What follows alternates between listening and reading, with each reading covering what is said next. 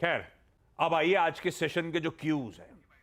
अजय एक मिनट, उससे पहले जाएं, ये जो अयोध्या में बड़ी खबर आई थी स्टॉक मार्केट रिलेटेड, जी एंटरटेनमेंट की डील टूटी, उस पर पुनीत गोयनका साहब ने अनुज के साथ वहां पे एक जो चैट जिसकी बात वो कर भी रहे थे, डील रद्द होने के बाद वो एक्सक्लूसिव छोटी सी चैट सुनिए गोयनका साहब का क्या कहना है।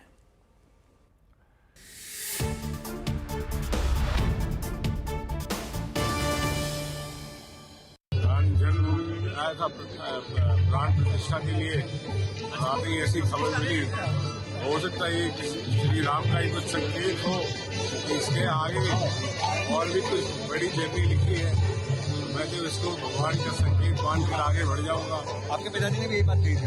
अच्छा, हाँ, तो मैं तो ये मानता हूँ कि जिस काम पे मैं 2 साल से सच्चाई से और मेहनत से लगा था, अगर वो नहीं होता है तो दुख तो जरूर होता है। और ये मानते हैं कि आगे कुछ और बेटर ऑप्शन होंगे आपके पास?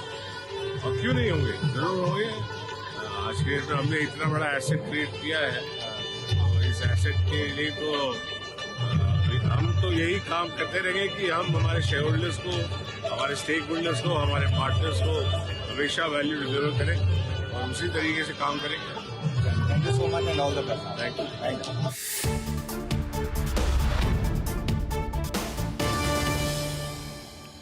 यू। लीजिए भाई साहब, डील रद्द होने के बाद पहला एक्सक्लूसिव साथ साथ ये इंटरेक्शन जी एंटरटेनमेंट एंटरप्राइजेस के सीईओ पुनीत गोयनका साहब के साथ। मुस्कुराहट थी चेहरे पे और श्री राम के कोई संकेत की बात कर रहे थे, तो देखते हैं। लेकिन आज ये स्टॉक एक एक्सीडेंट के तौर पर, इस पर आगे भी चर्चा करेंगे हम लोग। इलारा के एनालिस्ट भी जुड़ेंगे इस पे, तब और डिटेल में चर्चा कर लेंगे किस तरह का अब समीकरण बैठेंगे इस स्टॉक के, अप्रोच क्या होगा हमारा आपका, उस पर आगे। लेकिन पहले संकेत, गिफ्ट निफ्टी कह रहा है 175 अंकों के गैप के साथ आज मंगलवार के दिन इस हफ्ते की शुरुआत होगी। एक ट्रंकेटेड छोटा कारोबारी हफ्ता है, छुट्टी से आए मंडे को और फ्राइडे को भी स्टॉक मार्केट की छुट्टी, स्टॉक मार्केट का एक नेशनल हॉलिडे गणतंत्र दिवस के चलते, तो सिर्फ 3 ट्रेडिंग सेशंस वाला यह हफ्ता, जिसपे आज फिन निफ्टी की एक्सपायरी, जिसपे आज आईसीआईसीआई बैंक, सिप्ला जैसे नंबर्स पे रिएक्ट करने का दिन, और कुछ ही देर में बैंक ऑफ जापान का वो पॉलिसी आउटकम भी सामने आएगा, जिससे पहले एशिया मजबूती के साथ, अक्रॉस एशिया मजबूती के साथ इस समय कामकाज होता हुआ। जापान के बाजार तो खैर अपने रिकॉर्ड उच्चतम स्तरों पे निकाई ट्रेड लगातार कर ही रहा है, लेकिन बाकी फेरिफेरल हमारे जितने मार्केट्स हैं आज बढ़िया ट्रेड करते हुए। दरअसल यूएस से भी हैंडओवर बुरा नहीं है।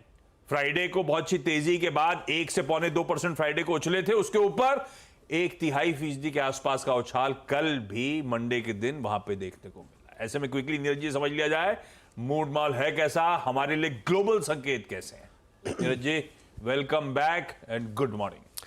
Good morning Ashish and thank you. और बहुत ही अच्छे संकेत है ग्लोबल मार्केट से, कोई प्रॉब्लम नहीं वहाँ पे, रोबस्ट नंबर है दोनों ही इंडाइसेस। आप S&P को देखें, डाउ को देखें, रिकॉर्ड हाई उन्होंने मार दिया है। और ब्रॉडर मार्केट में बहुत बड़ी रैली वहाँ पे देखने को मिल रही, क्योंकि एडवांस डिक्लाइन का नंबर जो रेशियो आ रहा है वो बहुत बढ़ के आ रहा है, 1:4 के आसपास है।